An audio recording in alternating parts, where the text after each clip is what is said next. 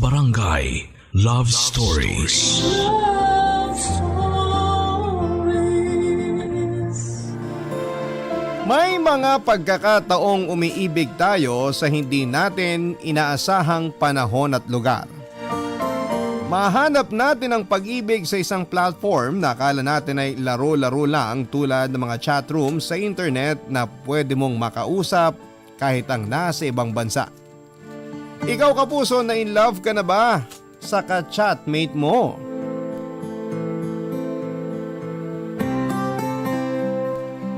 Dear Papa Dudut, ako po si Loy, lumaki ako sa isang masaganang pamilya. Lahat ng gusto ko ay naibigay sa akin ng parents ko dahil pareho silang may trabaho. Nagtatrabaho sa bangko ang nanay ko at ang tatay ko naman ay nasa ibang bansa. Kaya mas malaki ang kita niya. Hindi po naging problema ang pera sa amin. Nakapag-aral po ako sa magandang paaralan at ayoko mag-complain sa mga panahon na yon dahil alam kong ginagawa lang ni tatay ang responsibilidad niya bilang good provider sa amin para maging maayos ang pagpapalaki sa akin. Pero parati akong nangungulila sa kanyang presensya noong bata pa lamang ako dahil madalas ay hindi ko siya nakikita. Tuwing umuuwi lang siya sa bansa para magbakasyon, ng ilang araw ko lang nakakasama ang tatay ko. Ramdam ko na sobra akong mahal ng tatay, lalo na at nag-iisang anak lamang ako. Sinasabihan niya ako na kung ano man ang gustuhin ko paglaki ko'y hahayaan niya ako. Basta't ipangako kong mag-aaral lamang ako mabuti dahil hindi madali ang buhay sa Pilipinas. At kailangang nakapagtapos ng kolehiyo at maging wais para hindi magutom. Tinandaan ko mga sinabi sa akin ng tatay, Papa Dudut. Nag-aral po ako ng mabuti at eto ang naging paraan ko para ipakita sa tatay ko kung gaano ko siya kamahal. During college ay medyo naibsa ng pangungulila sa kanya dahil sa internet. Nauso na kasi ang video chat. Bumili agad kami ng computer para regular naming nakakausap si tatay. Pero hindi namin inakala ni nanay na panandalian lamang ang ganitong setup ng communication namin sa kanya. Dahil sa nangyaring masama kay tatay, Papa Dudut. Isang balita ang nagpaguho ng aming mundo ni nanay. Pumanaw si tatay dahil inatake ito sa puso.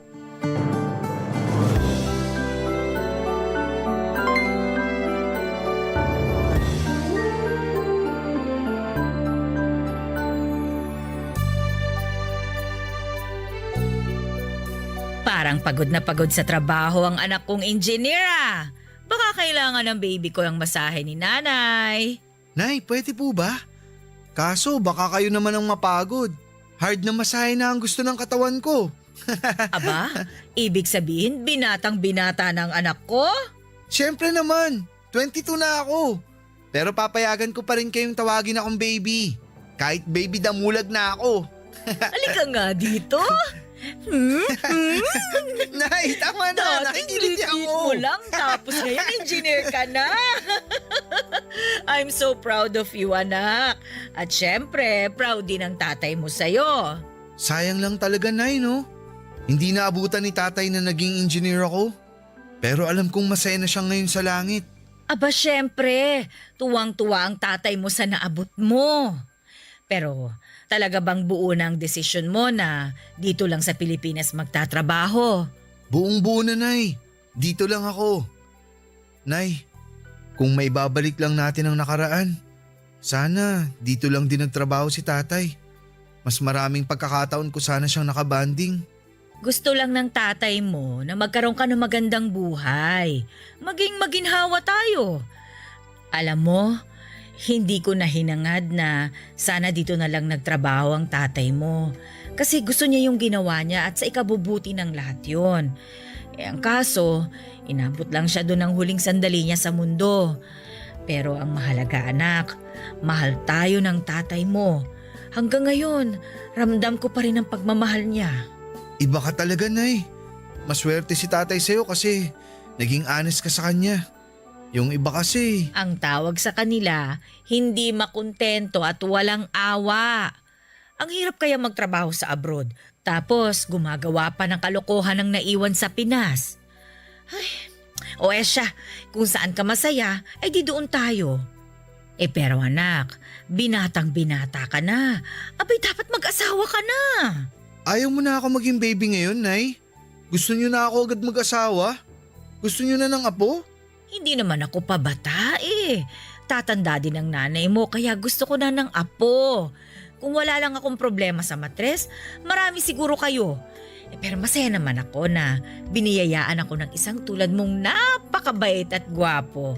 Kaya gumawa ka na ng baby, anak. Hanap ka na ng asawa. May trabaho ka na naman eh. Alam mo naman ang chismis. Ayoko lang na napag-uusapan ka. Chismis? Yung mga tao talaga? Judgmental. Bading daw ako kasi mahihayin at wala pang girlfriend kahit may trabaho na. Ibang klase din sila. Bakit hindi nila unahing bantayan yung mga sarili nila? Basta ako, kahit ano pa man yan, mahal kita at gusto ko nang magkaapo. Sige na baby ko, mag-girlfriend ka na at gumawa na kayo ng baby. Kayo talaga, Nay. Pero pag-iisipan ko po, wala pa naman ako nakikilalang babae na pwede kong ligawan eh. Anong wala? Hindi ka kasi tumitingin sa paligid mo eh. Marami naman dyan. Tulad na lang ni Fatima. Si Fatima na lang kaya anak, ligawan mo na siya. Nay naman! Anong nay naman? Ang ganda kaya ng kababata mong yan. At saka mabait pa. Nakausap ko nga siya nung nakaraang araw eh. Tapos, baka kung ano-ano na naman ang sinasabi niyo sa kanya ha? Ang sabi ko, baka gusto ka niya. Nay naman! Ayun na naman tayo. Nakakahiya. Hindi ka dapat mahiya. Yung mga lalaki dyan, na akala mo kagugwapo, hindi naman marunong panindigan ng responsibilidad nila sa babae o kaya sa anak nila. Yun ang dapat mahiya. Hala, ang seryoso naman ang sinabi niyo, Nay. Marami kasing nabubuntis ngayon, tapos iiwan lang ng mga lalaking hindi marunong manindigan at tumatakas sa responsibilidad nila. Alam mo anak, hindi ka katulad nila. Dahil pinalaki ka namin ng tatay mo ng tama. Opo naman, Nay. At nagpapasalamat ako sa inyo sa pagpapalaki ninyo sa akin na gwapo. Alam niyo, Papa Dudut, kaibigan lang ang turing ko kay Fatima. Hindi ko pinasok sa utak ko ang sinabi ni Nanay ni Risa na ligawan ko si Fatima. Nagkakahiyaan din kami ni Fatima tuwing nakakasalubong ko siya kapag umuwi ako sa bahay namin sa Batangas. Lalo na't alam naming dalawa na gusto kaming paglapitin ng aming mga magulang sa isa't isa. Tuwing paalis ako ng bahay ay parang bumalik ng Maynila para sa aking trabaho'y alam kong nakatanaw si Fatima mula sa bintana ng kanilang bahay. Sa mga panahon na yon, Papa Dudut, ay wala akong naramdaman talaga kay Fatima. Parang kapatid lang ang tingin ko sa kanya. Naging uso naman sa panahon ko habang nagtatrabaho ay ang chat rooms sa internet. Makakatagpo ka ng iba't ibang lahi, kinulit ako ng kasamahan ko na subukin na pumasok sa chat rooms. And one night ay pumunta kami sa isang internet cafe. Doon ay gumawa ako ng account at sinubukan ng bagong kinakahumalingan ng mga tao. Pumasok ako sa isang chat room, Papa Dudut, at nakilala ko ang isang babae na nasa Europe. Pero hindi siya European, isa siyang Pinay na doon lamang nagtatrabaho. In short, isa siyang OFW, si Gracie. Medyo kalog siya at naging magaan ang loob ko sa kanya. Nagustuhan ko siya dahil nga magkaiba kami ng personality. Mahiyain ako at siya naman ay parang kinain ng lahat ng self-confidence sa mundo. Nacha-challenge ako sa kanya, Papa Dudut. Nang umuwi siya sa Pilipinas ay nagkita kaagad kami. Na-confirm ko sa aking sarili na gusto ko si Gracie. At nang umuwi ulit siya for the second time ay nakituloy na siya sa apartment ko dahil girlfriend ko na siya, Papa Dudut. 24 years old na ako noon at matanda lang siya ng 2 taon sa akin. Hindi alam ni Nanay ni Risa na meron akong ka-live-in sa apartment ko. Iba sa pakiramdam ang may nagmamahal, Papa Dudut. Iba sa pakiramdam ang may kasama sa bahay na mahal mo at nayayakap mo. Sa mga panahon na yon ay sure na akong si Gracie ang babaeng pakakasalan ko.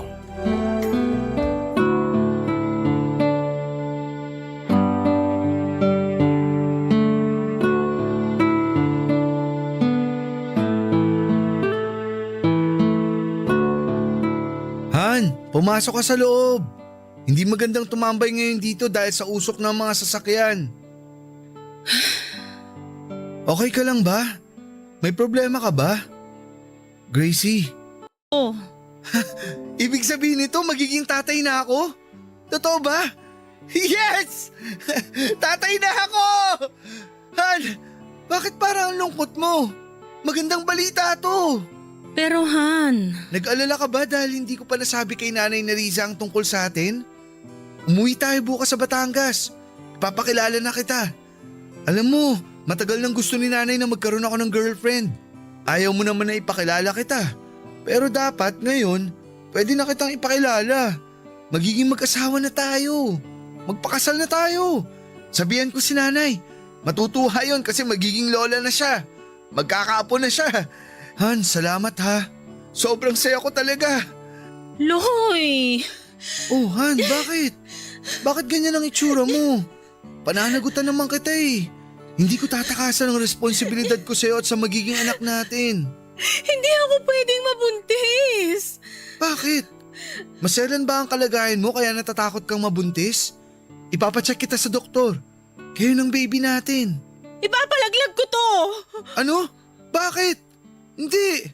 Huwag mo ipalaglag ang bata. Makinig ka, Loy! May dapat kang malaman! Hindi kita maintindihan, Gracie. Ano ba ang dapat kong malaman? May asawa na ako! Ha? Tama ang narinig mo! May asawa at pamilya na ako sa Cebu! Ano? Ibig mo sabihin, nakipagrelasyon ka sa akin kahit may asawa at mga anak ka na? Oo! Kaya ipapalaglag ko to at uuwi na ako ng Cebu sa susunod na linggo. Ang alam nila sa susunod na linggo ang uwi ko galing abroad. Teka, sandali lang. May asawa at mga anak ka? Naglihim ka sa akin? Patawarin mo ko, Loy. Akala ko hindi mauuwi sa ganito ang lahat. Gracie, wag mo naman paglaruan ng pagkatao ko. Minahal kita. Kaya nga gusto kong ipalaglag na to dahil ayokong paglaruan ka pa. Wag, please. Wag mong idamay ang bata. Wag mong ipalaglag ang anak natin. Anong gusto mong gawin ko? Uuwi ako sa amin tapos buntis akong haharap sa asawa ko? Sabihin mo hindi ka pinauwi ng employer mo. Dumito ka muna hanggang sa may panganak mo ang anak natin. Alam mo Gracie, masakit na niloko mo ako. All this time pala, para akong tanga. Naging kabit. Pwede palang maging kabit ang lalaki. Bihira lang to ah. Pero please, gusto ko mabuhay ang anak ko. Paano ako mananatili dito na may obligasyon din akong magpadala ng pera sa pamilya ko? Ako muna. Gagawa ako ng paraan. Gagawin mo talaga? Oo naman. Mahal kita. At mahal ko ang magiging anak natin. Kaya ako nang bahala. Tinanggap ko ng buo si Gracie, Papa Dudut, sa pagkakaalam ko sa kanya simula nang naging magka-chatmate kami ay mabuti siyang tao. Pwede nagkamali lamang siya at tinago niya ang totoo pero mabuti siyang tao sa akin. Maaring masama ang naging tagpong ito sa buhay namin dahil sa kasal na siya at may pamilya ay naisip niya ang bagay na masama tulad ng planong pagpapalaglag sa naging bunga ng aming pagmamahalan. Pero naiintindihan ko ang kanyang katayuan. Sinunod ko ang gusto niyang mangyari hanggang sa maipanganak niya ang anak namin. Sobrang tuwa ko dahil nang makita ko ang anak ko, Papa Dudut. Hanggang sa mga oras na yon ay wala pa ring alam si Nanay Neriza tungkol dito. Ayaw ipaalam ni Gracie ang tungkol sa relasyon namin. Sinabi ko kay Gracie kasama ng anak namin na nasa tabi niya at niyayakap ay willing akong maging kabit niya dahil ayaw ko rin na masira ang pamilya ni Gracie sa probinsya. Tulad ng baby namin ay kailangan din na si Gracie na mga anak niya sa asawa niya. isang kalokohan man ang pananaw ko, pero sa palagay ko'y mas mabuti itong setup sa aming relasyon. Patuloy ang aming pagmamahalan habang walang pamilyang nasisira. Kapag bumalik naman siya abroad, nasa isip ko'y gusto ko pa ring makibalita sa kanya. Magiging chatmate abroad ko pa rin siya, at kung uuwi siya ng bansa ay pwedeng sa akin muna siya uuwi kasama ang anak namin. At pagkatapos ay pwede na siyang umuwi ng Cebu. Sabi ko sa kanya ay pwede namang tumibok ang puso niya sa dalawang lalaki at willing akong makihati, Papa Dudut, sa pagmamahal na maibibigay niya. Barangay Love Stories. Barangay Love Stories. Nakakatawa mang isipin ng isang lalaki ay gustong maging kabit forever. Pero eto ang ginusto kong mangyari para hindi lang kami magkalayo ni Gracie. Gusto kong buo kaming kasama ng anak namin kahit paman na ang katotohanan ay may kahati kami sa buhay ni Gracie. Kaya kong mabuhay sa isang kasinungalingan, sa isang huwad. Pero matapos ang isang linggo'y nawala na lamang si Gracie. Iniwan na niya kami ng baby namin at hindi ko na siya na-contact, Papa Dudut. Nawalan ako ng communication sa kanya. Nang kaharap ko ang baby namin ay naawa ako sa kanya at naawa rin ako sa sarili ko. Kahit nang lilimos ako ng pagmamahal kay Gracie ay hindi niya pa rin kami pinagbigyan ni baby. Sobrang sakit sa puso ang naramdaman ko noon, Papa Dudut. Mabuti na lamang at nandyan si baby kahit papaano ay naibsan nito ang sakit sa puso ko. Ibinangako ko sa anak ko na magiging mabuting tatay ako sa kanya tulad ng ginawa at pinaramdam ng tatay ko sa akin. Hindi pala madali ang mag-alaga ng baby kaya hindi na ako nagdalawang isip na sabihin sa nanay ko ang tungkol sa bata. Umuwi ako ng Batangas at sinabi ko ang kwento namin ni Gracie kay nanay. Nalaman niya ang totoo na nagkaroon ako ng anak kahit na walang ina.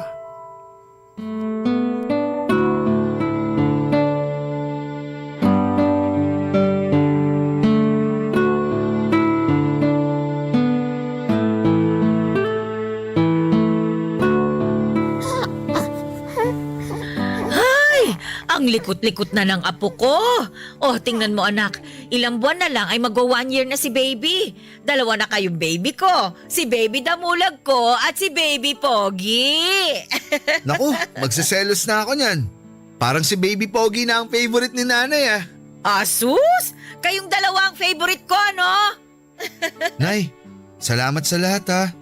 Nung inuwi ko siya dito, natanggap niyo lahat ng pagkakamaling nagawa ko. Ay, ano ka ba? Anak kita at apo ko si baby. Blessing ang bata sa pamilya natin. Pero anak, mas maganda talagang may ina si baby eh. Nandyan naman kayo na eh. Lola ako, hindi nanay. Anak, baka pwede na si Fatima. Ano? Ligawan mo na.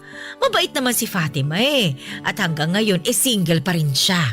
Nay, alam niya na may anak na ako. Baka hindi ka tanggapin. Ay naku, hindi mo pa nga nasusubukan eh. Yan ang kagad ang iniisip mo. Sige na, pag-isipan mo. Huwag masyadong tagalan ha.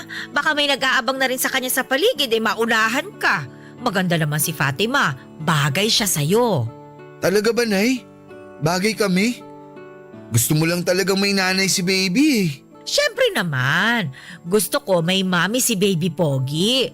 Pero anak, bakit pa kasi pumatol ka dun sa may asawa?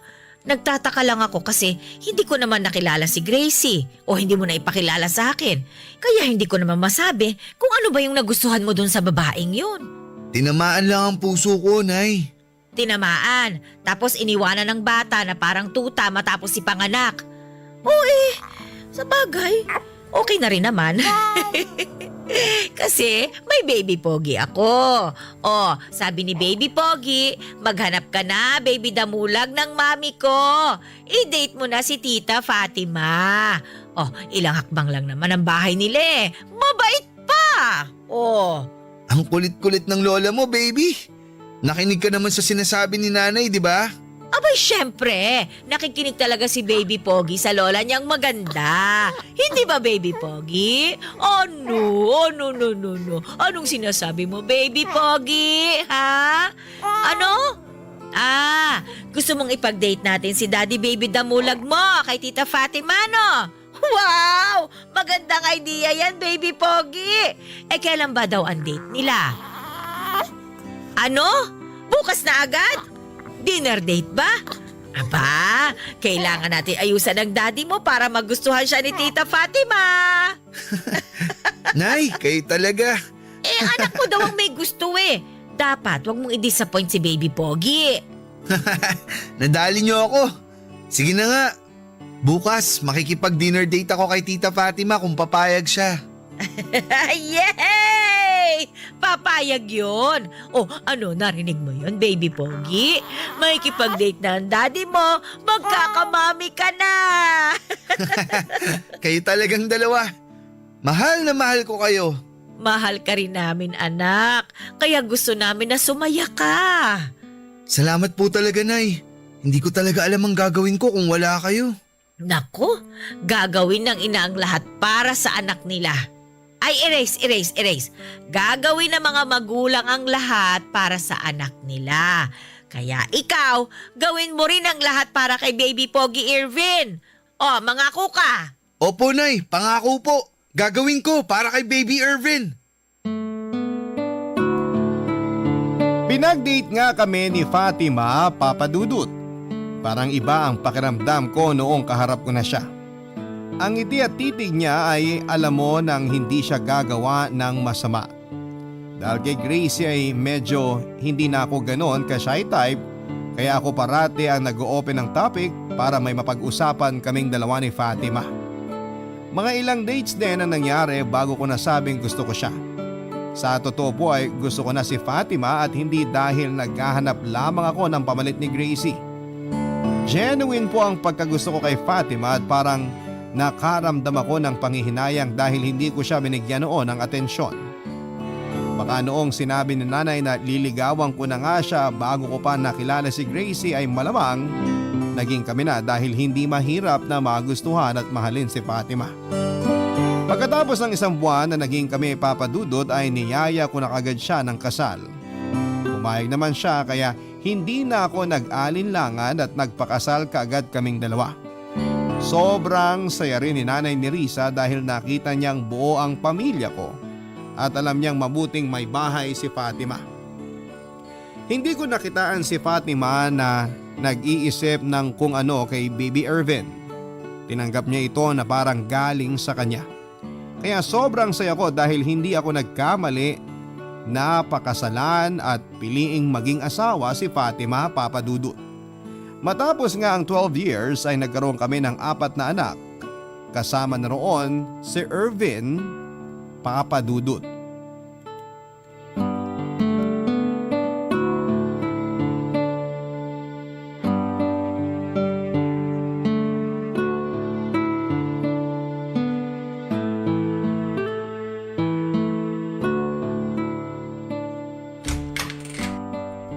Babe, matulog ka na. Masama sa health mo yung pagpupuyat. Buntis ka pa naman. Tapusin ko lang sana tong isang chapter ng librong binabasa ko, babe. Kunin ko na tong libro sa'yo para maitabi ko na. Oo. Bukas ng umaga mo na tapusin to. Payakap nga ako. Kumakayakap naman to. Magpahinga ka na, babe. Oo na. Magpapahinga na ang buntis. Ang saya ko kasi magiging 5 na ang anak natin. Ako rin. Parang kahapon lang si Irvin lang ang baby natin sa bahay. Oo nga no. Ang bilis talaga ng panahon. Babe, salamat ha. Hindi mo tinratong iba si Irvin. Babe, anak ko si Irvin. Para sa akin talaga siya galing. Huwag ka na nga mag-isip ng ganyan. Pantay ang trato ko kay Irvin at sa iba pa nating mga anak. Silang lahat. Anak ko sila, okay? Salamat talaga, babe. Pakis nga ako. Nagpapasalamat ako dahil napakabuti mong ina kay Irvin at napakabuti mong asawa. Wala na akong hihilingin pa dahil sobra-sobra ang binigay ng Diyos nang dumating ka sa buhay ko. Nung kasi, Sobrang parang pinagsakluban ako ng langit at lupa dahil sa ginawa ng nanay ni Irvin. Babe, ako ang ina ni Irvin. Please, wag na nating pag-usapan pa to. Ayoko mabanggit mo pa to. Gusto ko mag-move on ka na. 12 years na ang nakalipas mula nang mangyari yun. Ang importante, masaya ka at masaya ako sa pagsasama natin. Sa binuo nating pamilya. Oo, tama ka babe. Mas importante nga ang pamilya na binuo natin.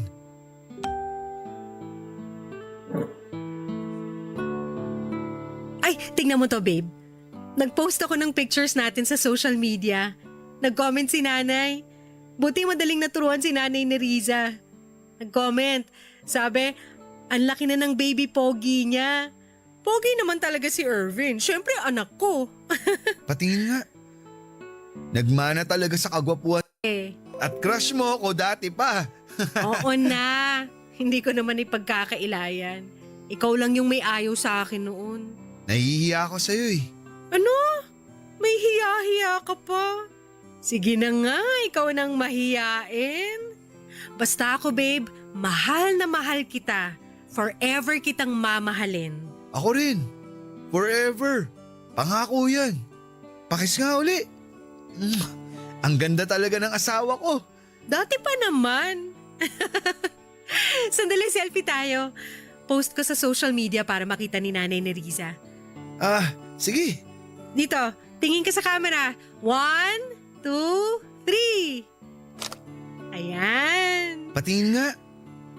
Bagay talaga tayo, babe. Siyempre naman.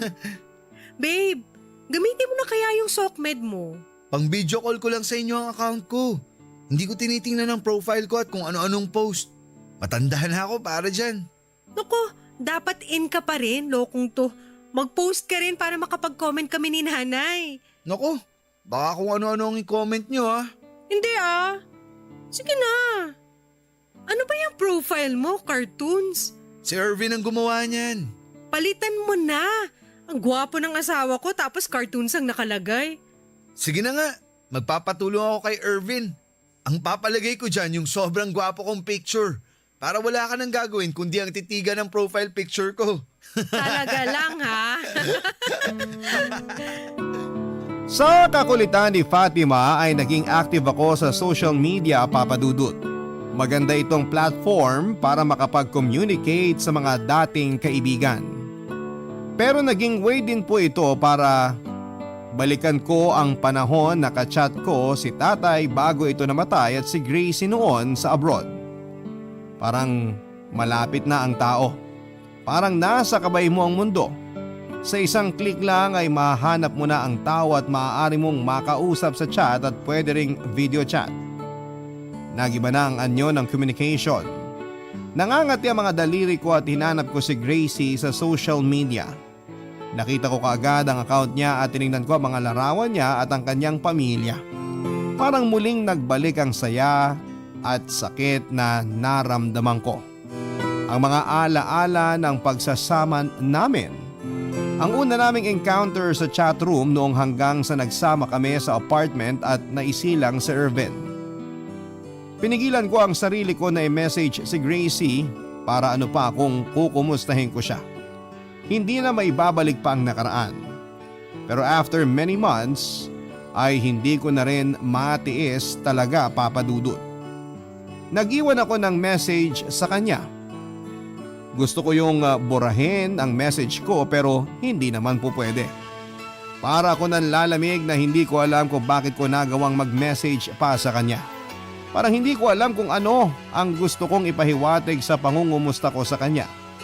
Ang puso ko'y parang kumakabog sa kaba at sa hindi ko ma-explain na pakiramdam. Barangay Love Stories. Barangay Love Stories. Papa Dudut, matapos ang ilang linggo ay nag-reply si Gracie. Nanginginig ang kamay ko nang buksan ko ang message niya at may kung anong hangin ang dumampi sa katawan ko nang mabasa ko ang reply niya. Nilalamig ako sa kaba at parang nag-flashback. Lahat ng mga nangyari sa amin simula na magkakilala kami sa chatroom hanggang sa nilayasan niya ako at iniwanan niya sa amin ang baby ko. Ang sabi ni Gracie sa message niya ay inaalala niya ang anak na iniwan niya sa akin.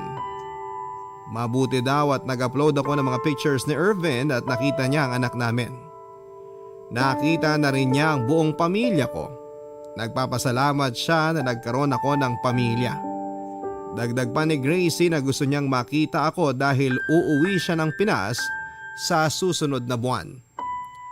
Sa totoo lang, Papa Dudut, ay hindi ko talaga maintindihan ang nararamdaman ko noong oras na yon. Parang ayaw ko makipagkita sa kanya dahil nakokonsensya ako sa asawa ko at mga anak ko. Pero may nararamdaman ako sa loob ko na gusto kong itulak papalapit kay Gracie kaya nakipagkita ako nang umuwi na ito sa Pilipinas. Ang bangangiti niya at ang pagiging kalog ay naroon pa rin. Hindi ko mawala sa puso ko na may nararamdaman para na akong pagkagusto kay Gracie. Papa Dudut, binahay ko si Gracie. Alam kong mali pero ginawa ko pa rin. Ang hindi ko alam ay natunugan pala ni Fatima ang tungkol sa amin ni Gracie.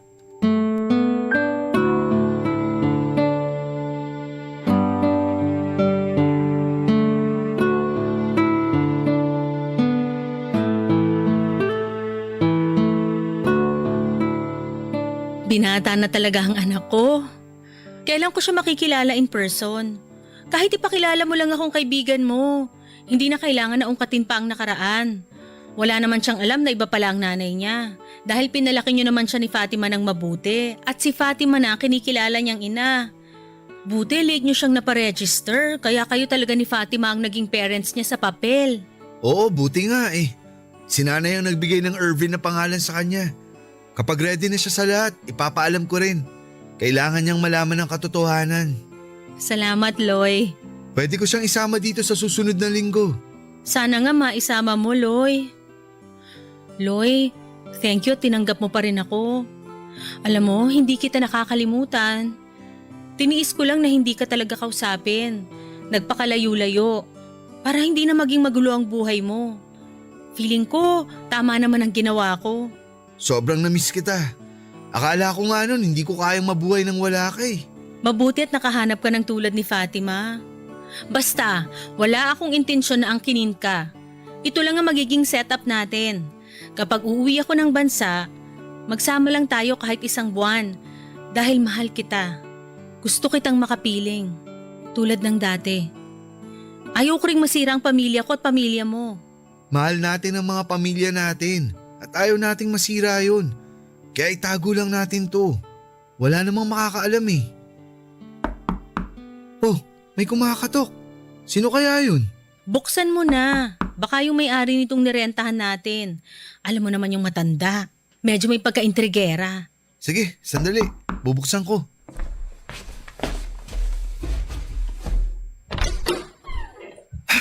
Fatima? Babe, bakit ka nandito? Alam niyo kung bakit? Nandito ako dahil may karapatan akong protektahan ng pamilya ko. Babe, kumalma ka lang muna. Halika, pumasok ka.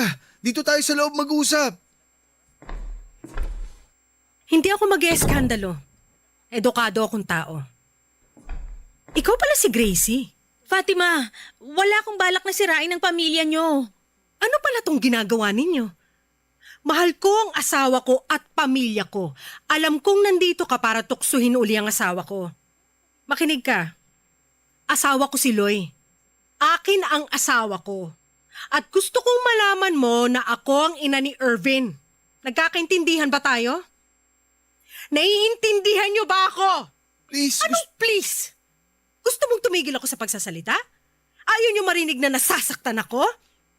Kung hindi ako dumating ngayon, baka may milagro na kayong nagawa. Hoy, ikaw babae. Anong klaseng tao ka? Hindi ka ba makontento sa asawa mo? Bakit hindi ka na lang dun sa ibang bansa maghasik ng lagim at bakit ang asawa ko pa ang pinagtitripan mo? Bakit? Bakit? Dahil mahal ko si Loy. Ano?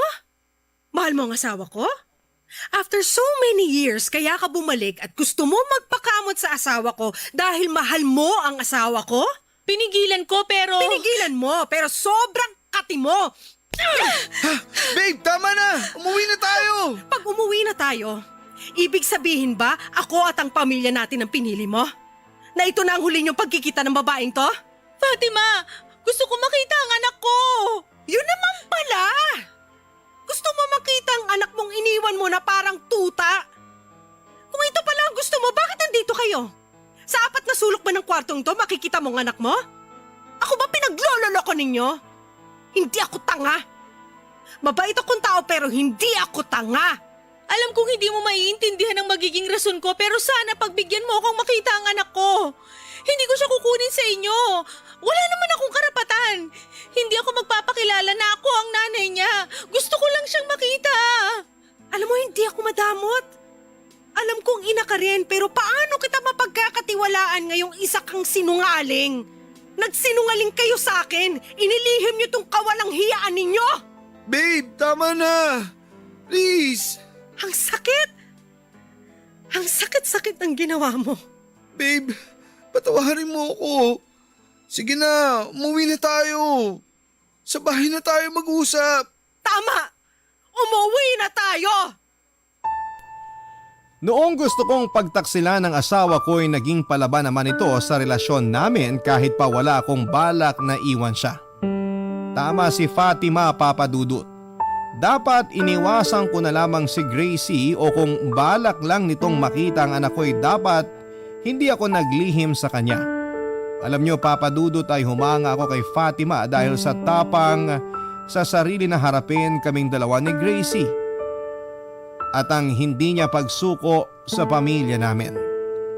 Humanga ako sa kanya dahil sa inilaban niya ako. Tinanggap niya ako ng buo pa rin, Papa Dudut.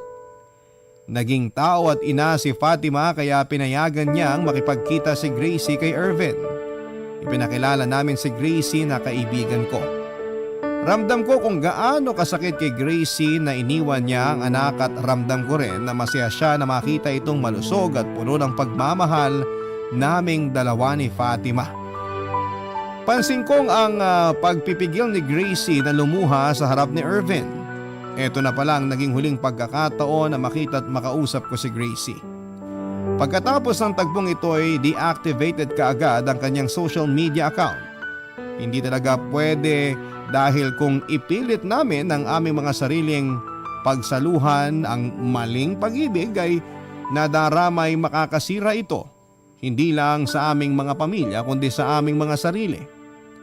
Naniwala akong may pag-ibig sa naging relasyon namin ni Gracie pero isa itong pagkakamali na dapat itama. At sa aming maling relasyon noon ay hindi ko inisip na maling dumating sa buhay ko ang anak kong si Ervin.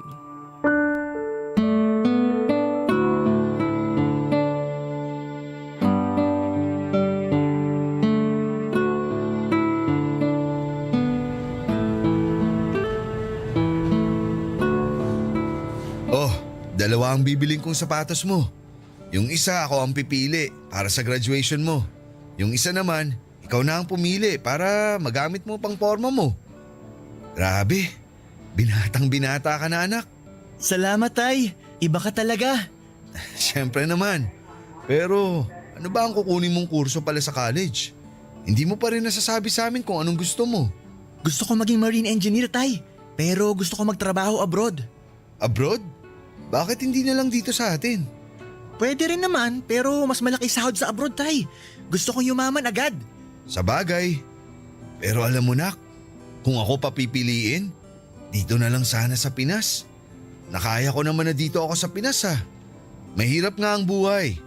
Hindi naman ako naging mayaman pero masaya ako kasi kapiling ko ang pamilya ko. Kayo ang masayang nangyari sa buhay ko. Kayo ang kayamanan ko. Nahihirapan si tatay kapag malayo kayo sa akin. Alam niyo naman ang story ng lolo niyo, di ba? Dati nasa abroad siya. Mahirap dahil matagal bago siya makapagbakasyon dito sa Pilipinas. Alam ko po na mahirap nga ang buhay sa abroad tay. Alam ko naman ang mga ganong senaryo. Kung sakali makapag-abroad ako, hindi muna ako magpapamilya. Pero pag may nagkagusto sa akin after college at magkatuluyan kami, pwede namang sa abroad na kami tumira. Mas magandang tumira dun sa walang traffic. Ang traffic talaga ang gusto mong takasan ha? Syempre po, nakakabad trip po kasi ang traffic dito sa atin eh. Sa bagay, basta Parati mong tandaan na nandito lang kami ng Nanay Fatima mo at ng Lola Nerissa mo. Opo, Tay. Ito po, Tay. Gusto ko tong sapatos na to. Kaya po ng budget nyo to? Tingnan ko nga ang presyo. Naku, ang mahal nito ah. Pero dahil mahal kita anak, kaya kung gusto mo to, sige, kunin natin. Parang yung pag-abroad mo rin. Susuportahan ko yun.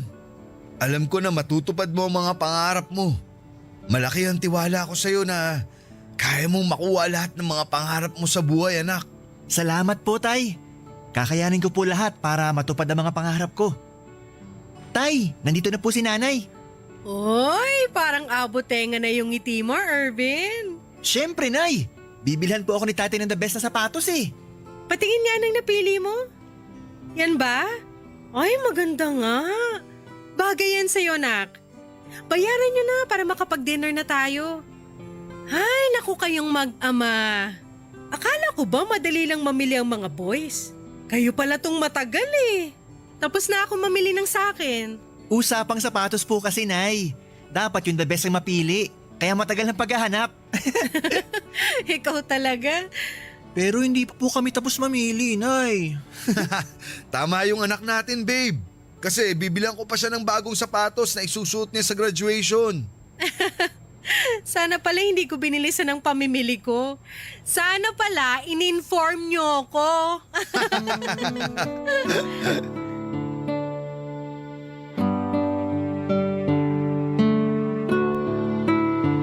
Papadudod sa tagpong yon ay naramdaman ko na dapat kong pahalagahan ang pamilya ko.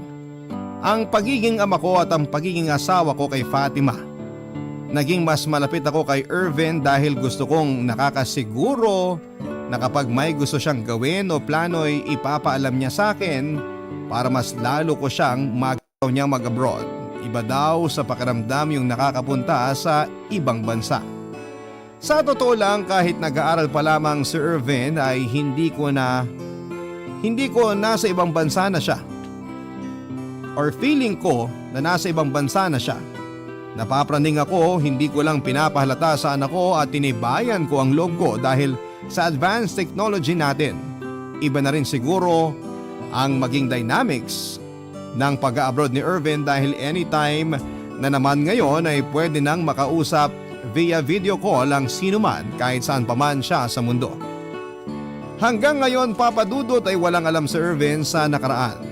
Hindi niya alam ang tungkol sa biological mother niya. Pero sa totoo lang ay gusto ko ring sabihin sa kanya ang katotohanan dahil karapatan niyang malaman ito.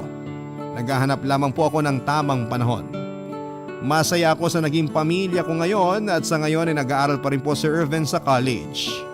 Wala na akong naging ibang balita tungkol kay Gracie. Siguro ay noong kasagsagan ng pagputok ng pandemic ay nasa ibang bansa lamang ito at hindi nakauwi.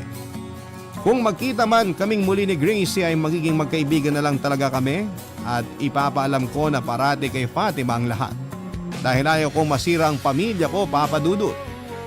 Ang inyong forever kapuso at kabarangay, maraming salamat po, Lloyd. Barangay Love Stories.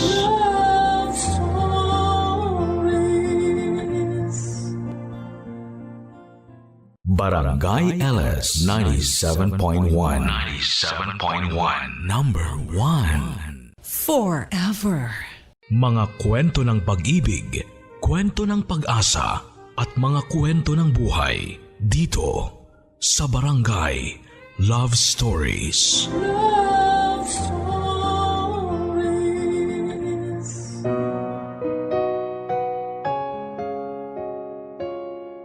Hindi lahat sa atin ay merong pribilehiyo na magkaroon ng pantay-pantay na estado sa buhay. Ibig sabihin may mayaman at may mahirap. Pero lahat tayo ay may karapatang maging masaya at magkaroon ng kaaliwan habang naglalakbay tayo sa mundong ito. Hindi pa naman huli ang lahat, iyan ang madalas nating sabihin kapag may isang bagay na nangyayari ng hindi ayon sa ating kagustuhan. O di kaya ay binigyan tayo ng pagsubok ng langit bunga ng ating mga nagawang kasalanan.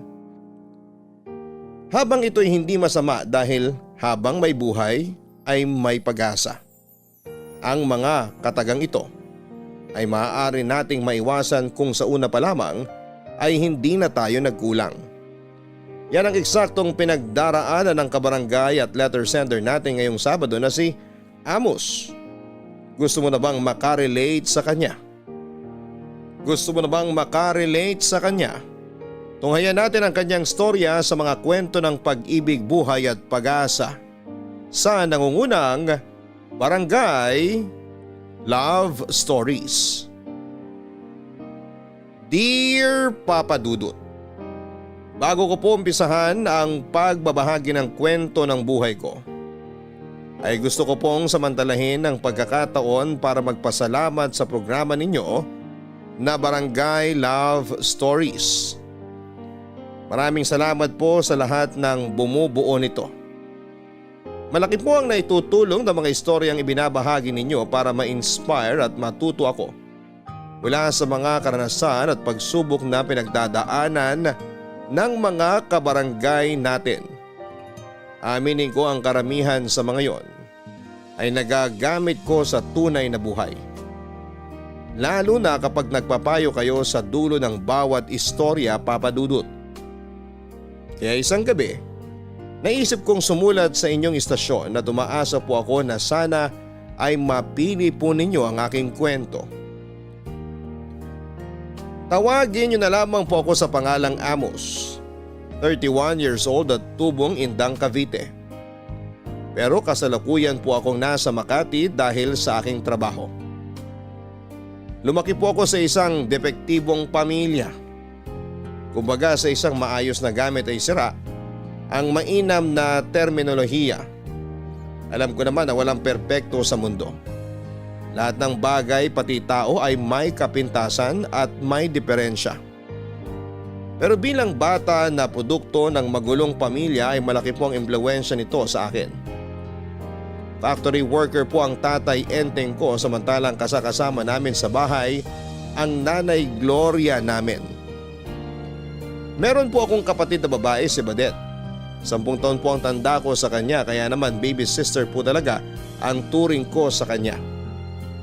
Meron pa po kaming kapatid na sumunod sa akin pero namatay noong sanggol pa lamang dahil sa tigdas, Papa Dudut. Kaya nga akala ng mga magulang ko ay hindi na sila magkakaanak hanggang sa isilang ni nanay si Badet na masasabi kong inalagaan ko ng husto simula bata. Nang mga panahon na yon kasi ay nagtatrabaho pa si nanay bilang mananahe sa isang garment factory sa lugar namin ng ilang taon bago siya tumigil at manatili sa bahay para intindihin kaming magkapatid. Pero ang payak naming pamilya ay nagbago ng makagawa ng pagkakasala si tatay sa amin, ngunit higit yung atrasong yon kay nanay. Nagkaroon po siya ng kabit at nagkaanak pa rito. Yung kasalanan na yon ay malaki po ang naging epekto sa aming pagsasama bilang pamilya. At kahit na sabihin na nating tinanggap na lang ni nanay na nagkaroon ng ugnayan si tatay sa iba, may mga araw na bumabalik yung sakit. Mas nagiging doble yung kirot dahilan upang mabuhay ang matinding galit na matagal nang kinikimkim na nagiging resulta upang mahalungkat ang nakaraan.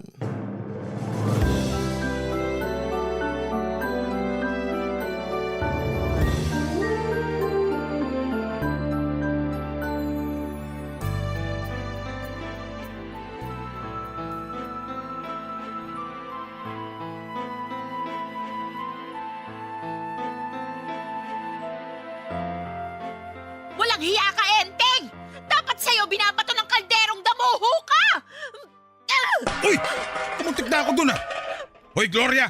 Muntik pa ako mabukulan sa ginawa mong babae ka! Pasalamat ka! Yan lang ang binato ko sa'yo at hindi kutsilyo! Sa susunod, may tatarak na talaga sa'yong buwisit ka! Kaunti na lang, papatulan na kita! Sige, subukan mo! Tignan natin kung hindi ka matulog sa likod ng mga rehas! Mas mainam pa nga kung yun na lang ang himas-himasin mo kaysa kung sino-sino babae dyan! Napakaharot mong ungas ka! Ano na naman ba yung sinasabi mo? Ay nako, wag mo kong paandaran! Kung ako sa'yo, mag-ingat-ingat ka!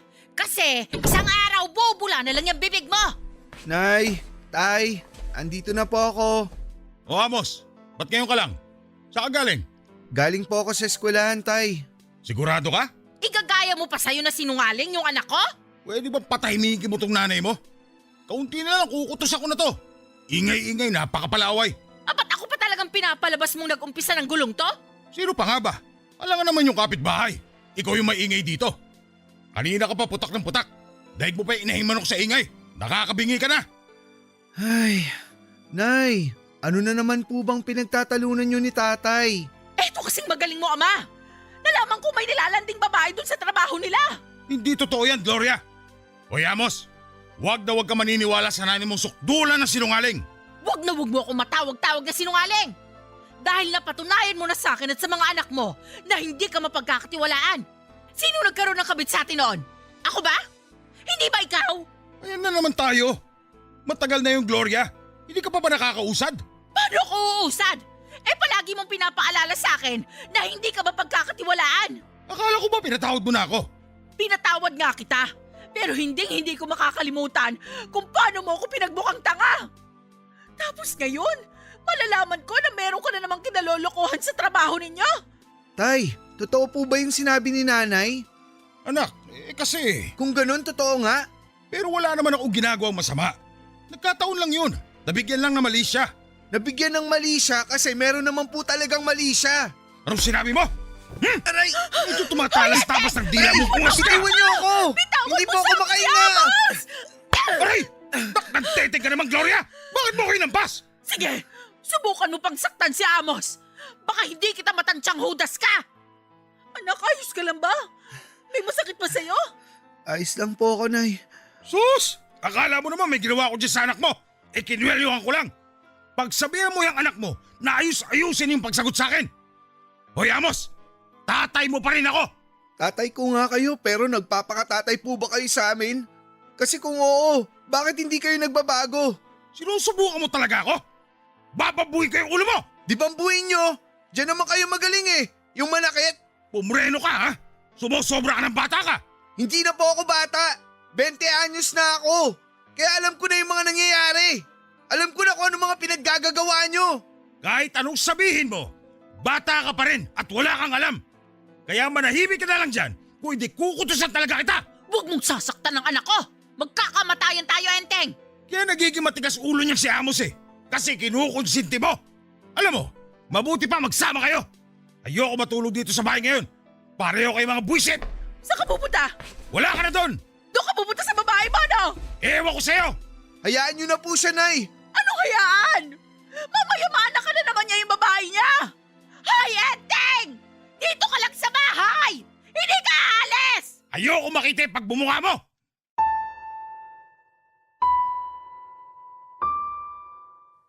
Ganun po pala talaga kapag nasira na yung tiwala ng isang tao sa iyo. Kahit na anong gawin mo ay hinding-hindi na maibabalik yung dating kayo. Yung samahan ninyo kung paano kanya itinuring o kausapin. Sa edad ko noong 20 anyos ay hindi ko na maalala kung kailan yung huling beses na nagpalitan ng matatamis na salitang mga magulang namin, Papa Dudut. Kung meron man ay napalitan na ng mga masasakit at masasama nilang patutsyada sa isa't isa. Ang mga ala-alang yon. Malaki ang kasalanan ni tatay pero may pagkukulang din naman si nanay. At bagaman batid kong masama ang pangangalo niya, naniniwala akong dalawang tao ang nagpapatakbo ng isang relasyon. Simula noon ay naging bangungot na ang pagsasama ng mga magulang namin. Hindi nila alam na sa bawat away nila, sigawan, palitan ng mga masasakit na salita, pagwawala at pagiging bayolente ay malaking bahagi ng ligtas at maayos na kabataan namin ng kapatid ko ang ninanakaw nila sa amin. Maraming beses na ayaw ko nang umuwi sa bahay namin pag nasa eskwelahan ako dahil ayokong makita sina nanay at tatay, Papa Dudut. Pero alam kong kailangan dahil naghihintay sa akin si Badet. Malambing na bata po ang kapatid kong yon.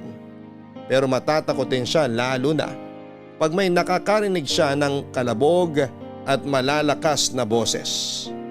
Sa edad niyang 10 ay nagkaroon na siya ng trauma sa mga magulang namin lalo pat walang pinipiling pagkakataon sa mga pag-aaway nila.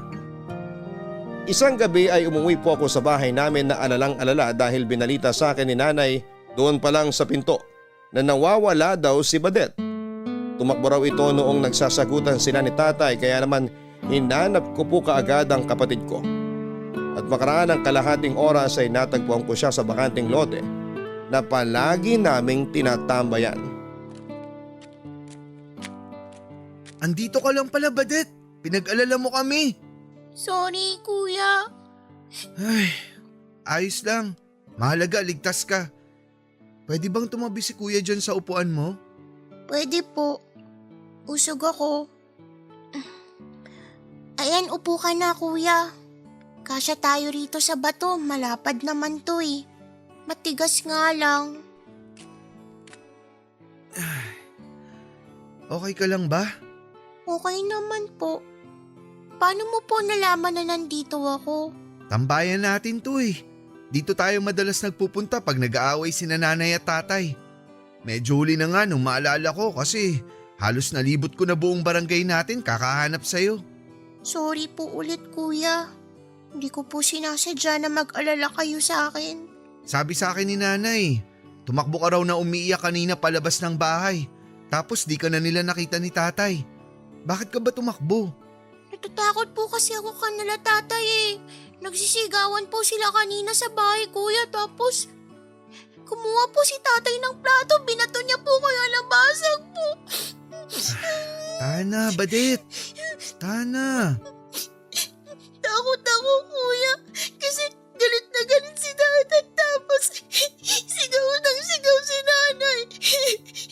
Takot ako. Baka saktan nila ako eh.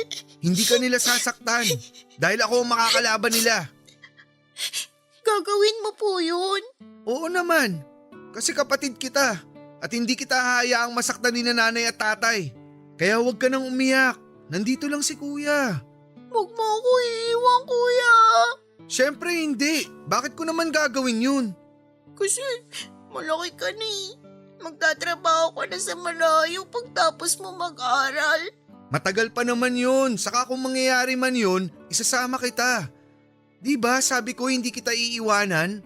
Kung nasan ako, gusto ko andun ka rin. Salamat, kuya. Ganun talaga pag mahal mo yung isang tao. Di mo hahayaang mag-isa at di mo iiwan kahit anong mangyari. Ibig sabihin, mahal pa rin ni nanay si tatay kasi di pa rin niya iniiwan kahit lagi po siya nagagalit. Ha? Sabi mo kasi pag mahal mo po yung tao, di mo hahayaan mag-isa, tsaka di mo iiwan. Oo, pero hindi ko sigurado kung mahal pa nga ni nanay si tatay. Kasi may kasalanan po si tatay kay nanay. Oo, meron. Hindi na po ba mapapatawad ni nanay si tatay? Mahirap patawarin yung kasalanan ni tatay. Pero siguro mahal pa nga siya ni nanay, kaya di pa rin niya magawang iwan si tatay. Ewan, di ko talaga alam kasi kung mahal pa nila ang isa't isa, hindi sila laging mag-aaway. Hindi sila magsasalita ng masasakit tapos naririnig pa natin. Kuya, naiinggit po ako sa mga kaklase ko kasi mababait yung mga nanay at tatay nila. Lagi nilang kinukwento sa akin na namamasyal daw sila pag Sabado tapos kumakain sa labas. Nakikipaglaro rin po sa kanila yung mga nanay at tatay nila pero sina nanay at tatay laging nagagalit at nag-aaway. Sorry Badet ha, kasi nararanasan natin yung ganito. Sorry kasi nagkaroon tayo ng mga magulang na katulad ni nanay at tatay. Wala naman po kayong kasalanan eh. Di naman natin mapipili sinong magiging nanay at tatay natin. Pero masaya naman po ako kasi kuya kita. Masaya rin ako na nandyan ka. Pakiramdam ko di ako nag-iisa. Basta wag po kayo mawawala kasi kayo lang kakampi ko. Oo naman. Ikaw din, wag na wag mong iiwanan si kuya kasi malulungkot ako. Saan po ako pupunta naliligaw pa nga ako papunta sa school. Puro ka talaga kalokohan. Kuya, pangako. Kahit tumanda ako, dito lang ako sa tabi mo. Pangako yan ha, aasahan ko yan. Sige ba? O paano? Uwi na tayo? Madilim na eh. Mamaya ng kaunti. Baka nag-aaway pa si nanay at tatay eh. Sige, dito na lang muna tayo kahit sandali. Pero anong gagawin natin para malibang tayo? Alam ko na. Panoorin na lang muna natin yung mga bituin. Tingnan mo, ayun sila sa langit. Ang ganda at ang ningning. Uy, may bulalakaw! Hala, nakita ko rin yun. Humiling tayo, kuya. Sabi ng kaklase ko, pag nakakita daw tayo ng bulalakaw, pwede tayong humiling eh. O sige. Ayan, tapos na ako. Nakailing na ako. Ikaw ba? Tapos na rin ako. Palagay mo matutupad yung mga hiling natin? Opo, naniniwala po ako na matutupad yun. Dahil dyan, naniniwala na rin ako. Tara na, daan tayo sa plaza para malibang ka. Yay! Tara na po! Kita mo tong batang to. Kanina lang ayaw mo pa umalis dito. Kanina yon, di na ngayon. Tara na, kuya! O sige, ito na. Dahan-dahan, uy. Huwag kang tumakbo, Badet. Mahal na mahal ko po si Badet. Siya ang pahinga ko. Pero dahil sa mga narinig ko sa kanya tungkol sa pag-aaway na naman ng mga magulang namin, Papa Dudut, ay lalong tumindi ang galit ko sa puso ko para sa kanila. Para sa akin ay hindi na nila nagagampanang mabuti ang pagiging ilaw at haligi ng tahanan dahil sila na yung dahilan para dumilim at gumuho ang aming sambahayan. Awarin po ako sa kapatid ko kasi napakabata pa niya. Pero unti-unti na siyang namumulat sa realidad na bagaman sama-sama nga kami sa isang bubong, pero ang takbo ng buhay namin ay wasak at depektibo na ang aming pamilya. Ayoko makitang umiiyak si Badet dahil natudurog ang puso ko, Papa Dudut. Pero wala akong magawa. Estudyante pa lamang ako ng panahon na yon at limitado lamang din ang nalalaman ko. Naisip ko sana sa ibang pamilya na lamang kami isinilang. Yung ligtas, yung tahimik, yung hindi murahan at sigawan ang gigising sa iyo sa mahimbing mong pagtulog. Yung simple kahit salat sa material na bagay o yaman sa mundong ito. Ngunit nagsisikap at punong-puno ng pag-asa na balang araw ay aasenso rin sa buhay. Yung bang nagtutulungan at nagdadamayan. At meron kang matatakbuhan sa oras ng pangangailangan. Pero lahat ng yon ay imposible na naming maramdaman sa pamilyang kinabibilangan namin. Kaya ng gabing yon ay pareho kami ng naging hiling ng kapatid ko na kung suntok sa buwan na isinilang kami sa ibang pamilya sa susunod naming buhay, sana ay hindi na lamang namin naging magulang sina nanay at si tatay. Kapag po mahina ang mga taong nagpalaki sa iyo, nagiging mahina ka rin. Kapag po wasak ang pamilya ang kinabibilangan mo ay nagiging wasak ka rin. Yun kasi ang eksaktong pakiramdam ko ng mga panahon na yon. Sa unang tingin ay isa lamang akong simpleng estudyante na pumapasok sa eskwelahan at nagsisikap para makapagtapos sa pag-aaral upang magkaroon ng matinong hinaharap balang araw. Pero sa totoo lang, wala pong direksyon ng buhay ko. Yun bang kahit pilitin akong aninagin yung liwanag ay hindi ko po talaga makita. Naliligaw po ako ng landas, Papa Dudut. Dahil sa magulo at maingay naming pamilya, ayoko nang umuwi sa bahay namin. Gustong gusto ko na pong layasan ng mga magulang namin, ngunit hindi ko magawa dahil sa kapatid ko. Pero kapag may mga pagkakataon na sadyang doble o triple yung bigat o gusto ko lang talagang lumayo pansamantala ay nakikita ko yung sarili ko na laging sumasama sa mga barkada ko. Kaklase ko sila, Papa Dudut, at sa kanila ko natutunan kung paano manigarilyo. Madalas kami nung tumatambay sa bahay ng isa naming kamag-aral para magkwentuhan habang nagyoyosi. Para sa akin ay masarap po sa pakiramdam yung meron kang hinihit-hit at binubuga habang nagbabahagi ka ng buhay at kasawian mo. Atentibo yung mga barkada ko. Sa kanila ko nahanap yung pamilyang wala sa tahanan namin. Sila yung nakikinig sa mga drama ko. Sila din ang tumatawa at umiiyak sa mga kwento ko. Pero aaminin kong masyado akong dumidepende sa kanila. Na kung anong sabihin nila ay iniisip kong subukan o gawin. Tulad nga po ng paninigarilyo na mahigpit na ipinagbabawal ng mga magulang namin.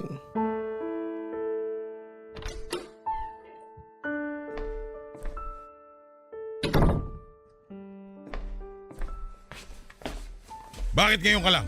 Tay, andyan po pala kayo. Tanong ko, sagutin mo. Bakit ngayon ka lang? Galing po ako sa eskwelahan. Anong galing ka sa eskwelahan?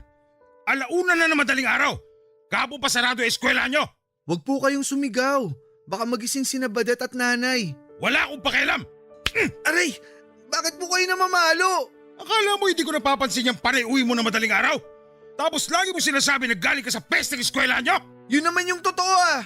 Ano pong gusto niyong sabihin ko? Hoy! Hindi mo mabibilog ulo ko. Ay, tay naman eh. Teka lang, ano ka mo yun? Sigarilyo ba yan? Hindi po, tay. Anong hindi? Sinungaling kang bata ka? Naninigarilyo ka no? Aminin mo! Hindi po ako naninigarilyo. Anong hindi? Akin na yung bag mo! Bakit po? Akin Wag na sabi! po. Isa! Bitiwan niyo tong bag ko. Bitiwan mo o hindi tatama ka sa akin, Amos! Ano bang ingay yan, Enteng?